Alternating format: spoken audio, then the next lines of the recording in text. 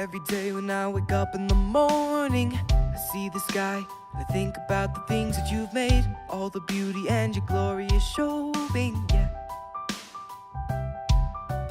It never bores me to look at the ocean. The waves are crashing, the water spraying up in my face. I look above and all the seagulls are soaring, yeah. We've got to overcome the darkness, so we don't get caught in the middle, between the hopeful and the heartless. So, hello, good day, good morning, I just can't stop smiling, because today is a brand new day, and all the darkness and the pain is just fading behind me. Oh Lord, what a beautiful day.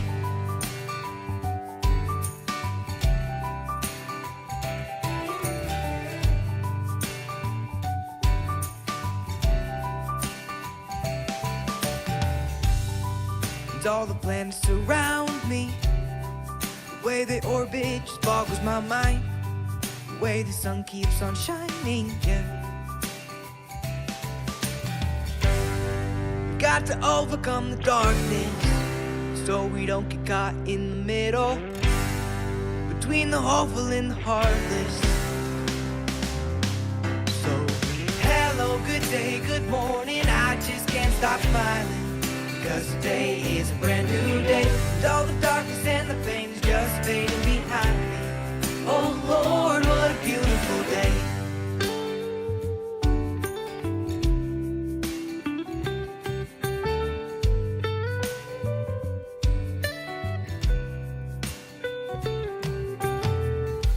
There's nothing to fear, it'll be okay. It's the day that the Lord has made. It's the day that the Lord has made. There's nothing to fear, it'll be okay. It'll be okay. It's the day that the Lord has made. That the Lord has it's made. The day that the Lord has made. That the Lord has made. So, hello, good day, good morning, I just can't stop smiling, because today is a brand new day, and all the darkness and the pain is just fading behind me. Oh Lord, what a beautiful day.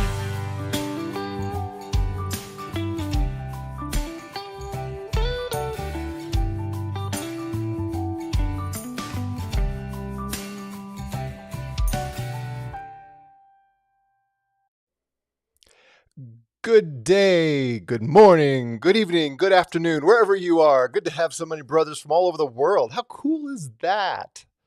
How cool is that? It's a good day, and the Lord has given us the technology to be able to talk to one another across the world. That's a cool thing. Got Philippines, we got UK, got East Coast America. Anthony, where are you? I forget where you are. Anyway, good day, fellas. Glad to have you with us. It's Fridays with the fellas, and today we're going to continue walking through the book of Proverbs.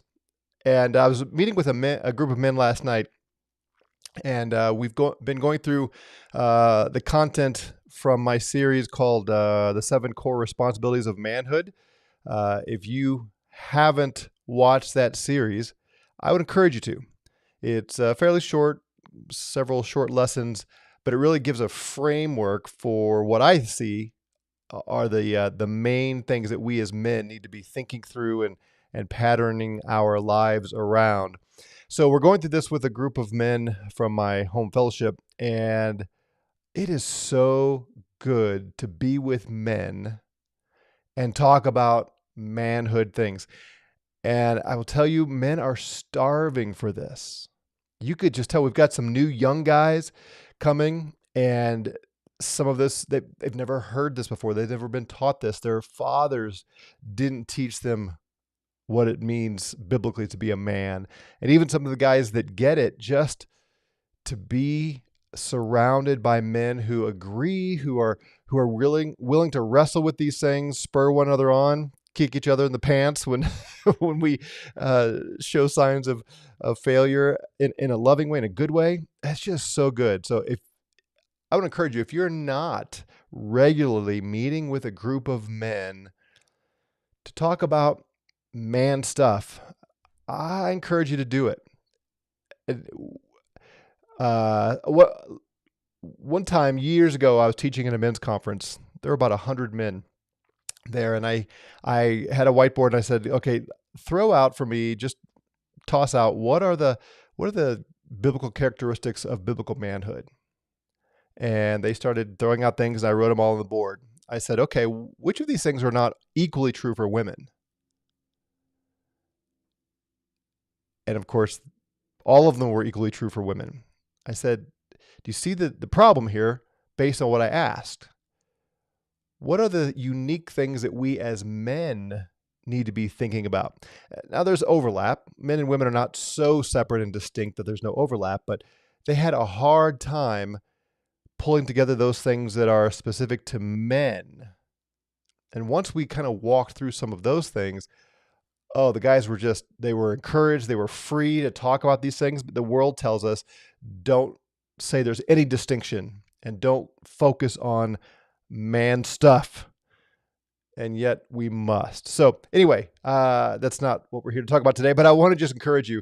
There are men in your circle who long for getting together with other men and talking about how to be men. So I would encourage you to make time for that. If you're not, use the 7 core responsibilities. Use this series, Book of Proverbs, whatever, as the content to not just do generic discipleship, but actually talking to men about what men should be doing. So that's what we're doing here, and we are walking through the book of Proverbs. And today I want to pick up in verse 10 of chapter 1, and let's look at this. So remember, I'm using the NET, the New English Translation, because I think it handles the poetry quite well, even better than some of the others, and it's just different from what we're used to with hopefully for you, it's the NAS or the NIV or ESV or whatever, but I like the NET for the poetry stuff. All right, so let's look at this. My child, if sinners try to entice you, do not consent. If sinners try to entice you, do not consent. If they say, come with us, we will lie in wait to shed blood. We will ambush an innocent person capriciously. We will swallow them alive like Sheol, those full of vigor like those going down to the pit. We will seize all kinds of precious wealth. We will fill our houses with plunder. Join with us. We will all share equally in what we steal. My child, do not go down their way. Withhold yourself from their path, for they are eager to inflict harm, and they hasten to shed blood. Surely it is futile to spread a net in plain sight of any bird, but these men lie in wait for their own blood. They ambush their own lives. Such are the ways of all who gain profit unjustly. It takes away the life of those who obtain it. All right, so I just said I prefer the NET, and yet right off the bat here I don't. It says my child. The word is the Hebrew word ben, and it just means son. And child we think of as a little kid. This is not a man writing to little kids. Right? He's going to go on in short order and talk about the seductress. He's going to talk about enjoying the breasts of your wife. He's talking about hanging out with murderers here. He's not writing to a kid. He's talking to his son. So this fits for all of us. And he says, back to verse 10, if sinners try to entice you, do not consent. So here's my first question for us. Are there people in your life that you would label as sinners? And here's the reason I'm asking. It seems like we have a difficult time actually saying out loud that there are evil people who want to deceive us, who want to lead us into sin. Am I the only one that thinks that? Do you find it difficult? And part of the difficulty here is these are people who are close to this boy, to this man, young man, right? They're close enough to say, hey, come join with us. These are friends. at least in the broader friend pool, the acquaintance, the hangout group? Do you have anybody that you hang out with? Coworker, neighbor, family member that probably you should throw on the label sinner, but you have a hard time? It's well, two things come to mind. Number one, sometimes we think that the sinners, like these guys that he's talking about, like they have a big, they have a T-shirt, they have a label, they have a tattoo or something that says I'm a sinner, watch out for me.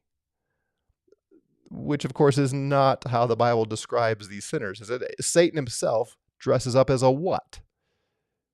An angel of light. He disguises himself as an angel of light. He doesn't show up and say, "Here, I'm Satan, and I'm here to lead you into great wickedness to defy God." No, he presents himself as an angel of light.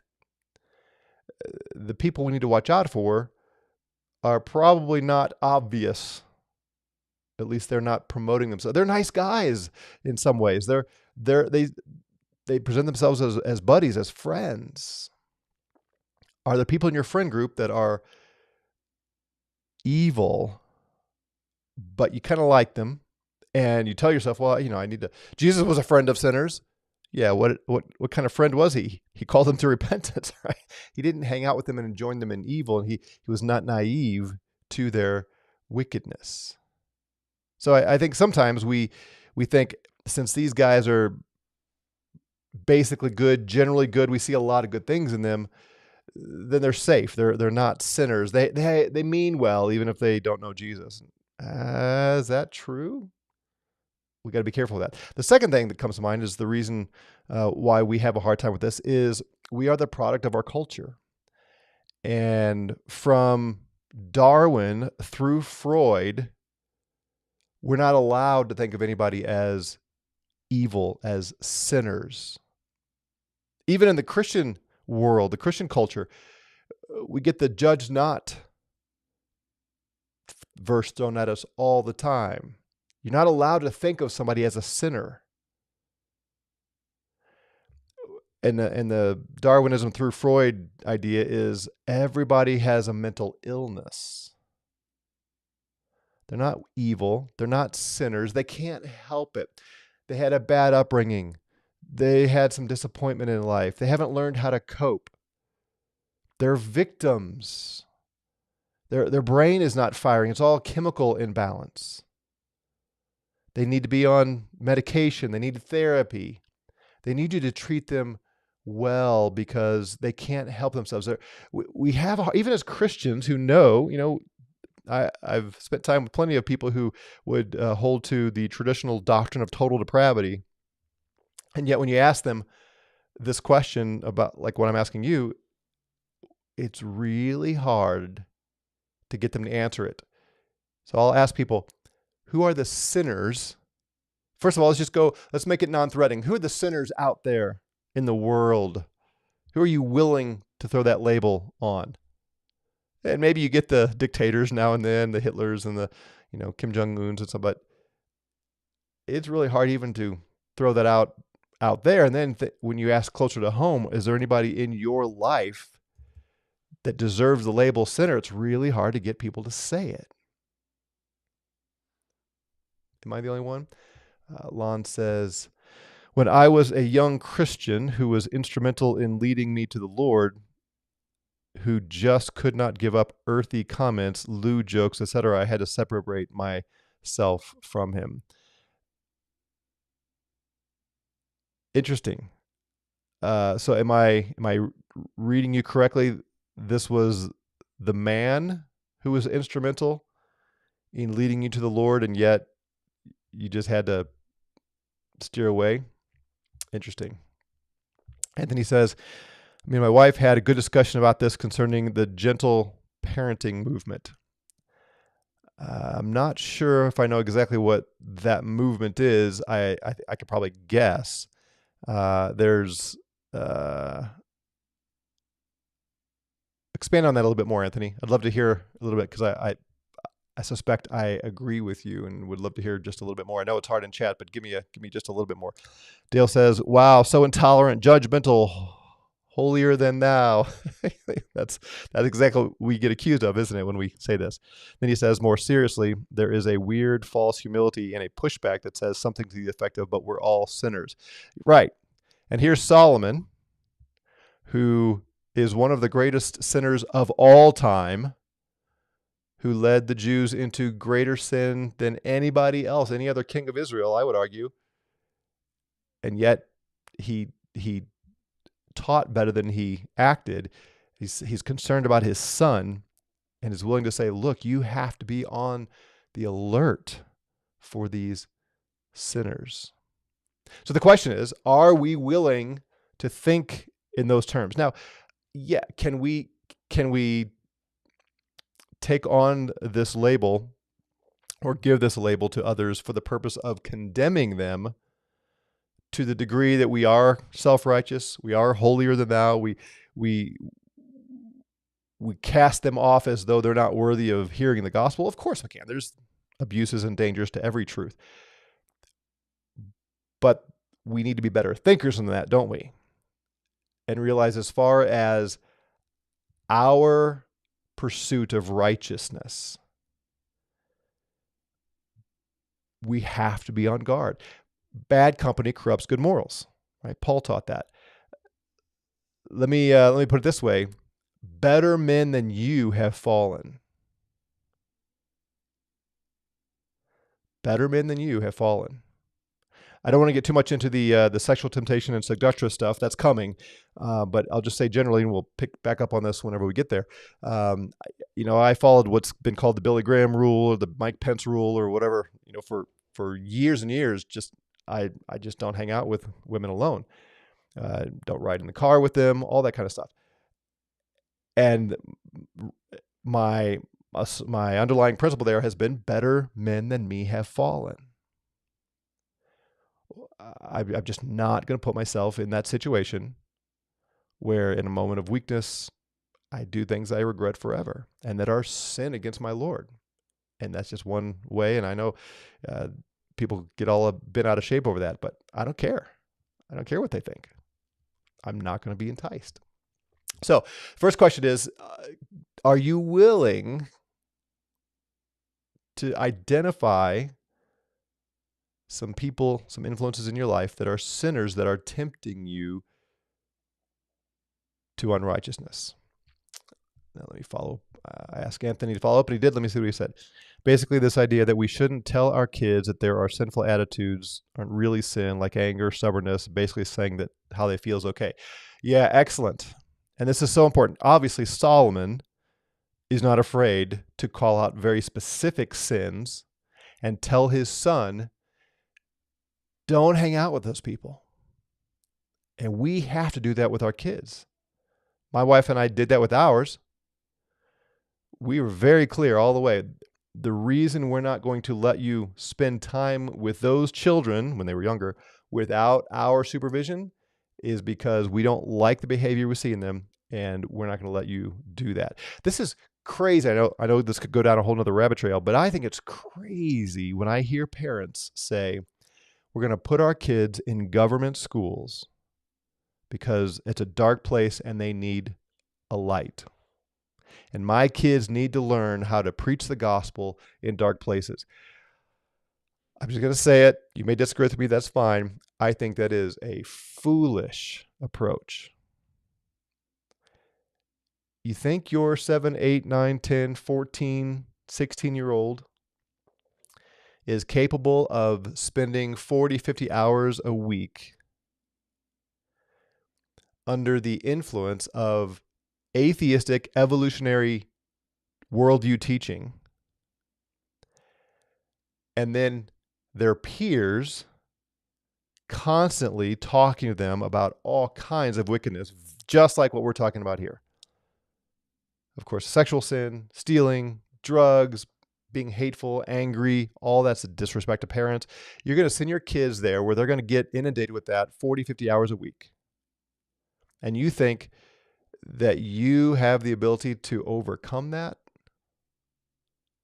when you're not spending every night and all day Saturday and Sunday pushing back against the wickedness. I just think it's foolish. You're sending your kids to the sinners to be enticed. So that's another conversation for another time, but that's where I'm at on that. Absolutely, Anthony. That's good. We have to, as parents, we have to tell our kids what sin is. And I like some of the ones you listed. Obviously none of us are going to let our kids get out there and hang out with murderers and rapists and that kind of thing. But these other sins of stubbornness, disrespect to parents, again, greed, all that kind of stuff. We have to teach them, but we have to do it for ourselves too. And my question is, who do we allow in our own lives, right? Dale says, the ones successfully tempting you are the hardest to call out. Yeah, because you don't want to see it. You don't want to lose the relationship. You don't want to be called a bigot or judgmental by those people. They're too close. Maybe don't even see it. Anthony says, why we wouldn't tell a 10-year-old to join the military. Why? They aren't trained, yet parents think they can handle spiritual darkness. Yep, exactly. So what about social media? I happen to like social media for some things, like everything else on the internet. Again, we talked about, I'm having a conversation with you gentlemen, some of you all over the world. I love technology. I'm a big fan. And I'm so thankful for it. The internet is wonderful. And I have learned a lot. Twitter, never been much on Facebook, but Twitter, I love Twitter.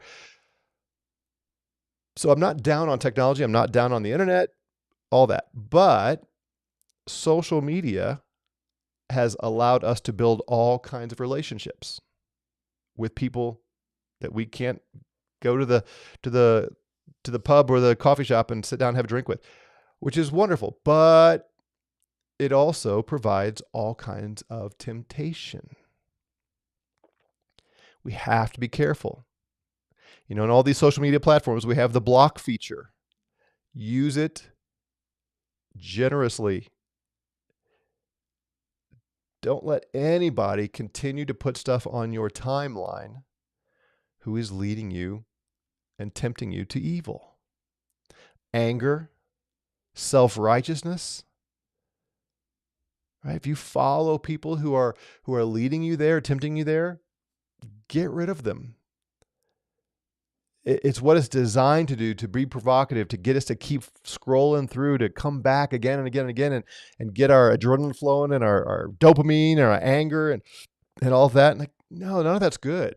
If you can't handle the political stuff out there, then stop following all the political people. And if you have friends who just are constantly putting in your timeline nothing but stuff that gets you aggravated, block them.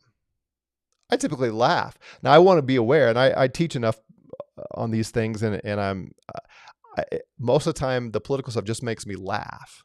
So that's not a particular temptation to me. But theologically, and you've probably sensed this if you've been following me at all, I can be very tempted to get worked up on theology and people who trumpet their truth and are so far removed from biblical context. That's the kind of thing that can get my blood boiling. And so I have to be careful not to engage and not to fill my timeline with people who are going to provoke me to spend time trying to persuade them. And I'm not going to persuade them online, right? People that come that we can have a conversation, and you can have some conversations on the social media that I'm willing to do, but thinking that I can prove everybody wrong on the internet is just folly. And so I have to watch out for them, because they can lead me to anger and self-righteousness and saying things out there publicly that I regret later. Are you careful? And again, we'll talk about the sexual temptation later on when we get there. So let's set that aside for now, because that's the obvious one. The internet's full of pornography and sexual sin. And yes, it is. And I don't want to discount that. But let's think about the others, because everybody agrees that's wrong. And, whether we avoid it or not, we know we should. I'm saying, are there other Are there other sinners that we allow to entice us? Anthony says, we wouldn't tell a 10-year-old. Oh, I read that. Sorry. Lon says, someone I love very much uses social media to justify her words, actions, positions rather than God. It's all over the place. So that brings me two more quick things. Oh man, our time is up. Number one, community. You need to surround yourself with good community. I'm going to come back to that. I want to finish on a positive note. Let me give you one more word of warning. If you are married, you are the head of the household. And if you have children, you're the head of the household. Anthony already demonstrated a great example of this. He and his wife protecting their kids. Let me tell you, gentlemen, if you are married and have kids, either one or both, you are responsible to protect your wife and children from temptation. Ephesians 5. So here Solomon is telling his son, watch out. We as fathers and husbands need to tell our wives and our children, watch out. And if you don't know what your wife is reading, what social media she's involved with, what other influences are happening in her life, you're failing. You're like Adam. You're standing there watching the tempter come and take your wife down as you just stand by and watch it, let it happen. I can't tell you how many marriages and families and even more things I have seen completely destroyed because of women who get sucked into especially the therapy, counseling arena. Someone asked me in a comment weeks ago what I think of Christian counselors. I'm not a fan. It has done way too much damage. And it's all at root based on Freudian stuff, almost all. There are a few exceptions, but largely based on Freudian stuff that's made its way into the church and it's given Christian language. But, women are the victims. Women are dealing with PTSD, trauma, on and on and on. They need medication. They need therapy. And any man who is acting as the scripture tells us to act as men is an oppressor and a threat and all of this. And it just sucks women into this, and men stand, watch, and even encourage and pay for sometimes their wives to go be told that they are innocent and everyone else is a sinner. And we take our kids to these therapists and we entrust them to a godless counselor, even if they slap the name Christian on it. And it does untold damage. We as men have to protect our wives and our children from the tempters as well, from those who would lead them into sin. We just got to be careful with that. Dale says, it can be very easy, especially for young Christians, to let a cute guy or gal be a bad influence. Yes. Experts, so like the therapists and the counselors, we let them be bad influences. We let the attractive person be an influence. So let me close with the positive side here. The biblical concept is always put off and put on. So we've been talking about all the put off. What do we put on? You've got to be in community, gentlemen. You've got to be in community with men. This is why I started the way I did. With men who get it and who will encourage you on the right paths. We need that. We desperately need that as men. All of us do. I need it. I teach on this stuff all the time. I need it. And as I'm teaching others, I'm teaching myself and I'm calling myself out. And other men, I have men in this group that I am part of. I teach, but we call each other out. We encourage one another. Surround yourself. Find them. And you may say, well, they don't get it. Okay, well, teach them. There are men out there who will get this if you'll dig in with them. So put off the ones who lead you into sin and put on those men who will spur you on to righteousness. And we need men, not just mixed groups. You need men to do this. And I'm glad you guys are joining me. This is great. This is so encouraging to see those comments and know that that you want to be part of this. So that's all I got. Have a great weekend. Walk in the joy of the Lord. Be men. And don't be enticed by sinners, but walk with the righteous. All right, guys, have a great one. We will see you all Monday as we continue our study of the church. God bless.